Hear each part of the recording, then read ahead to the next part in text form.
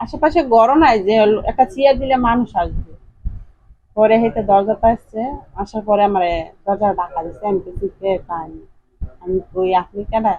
মানে জোরে ডাকাইতে ডাকাইতে হেঁটে দরজা খিলিছে, হস হেঁটে জোরে ধাক্কা দিছে, হয়ে গেছে, ক্লিক হয়ে গেছে। পরে মনে করেন দূষিত হচ্ছে, আমি সবকিছু খুলে লাগছি।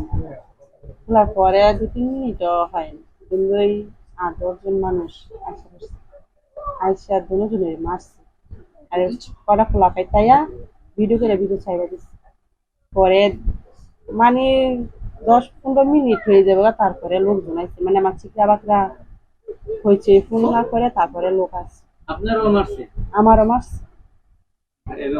আমার এই যে না জিনিস নিয়েছে যে, আমি আর বিচার চাই না। কারণ কি?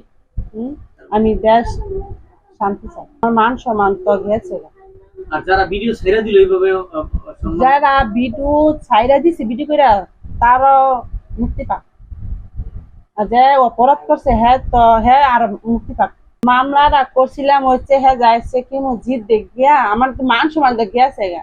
কেউ চাপ দেন যে তুমি মামলা করো বা টাকা পয়সা পাইবা, তুমি জিপুত লয়ে বাঁচতে পারবা না। আমার স্বামী বলছে তোর তো মান সম্মান গেছে, আমার জিপুত আছে।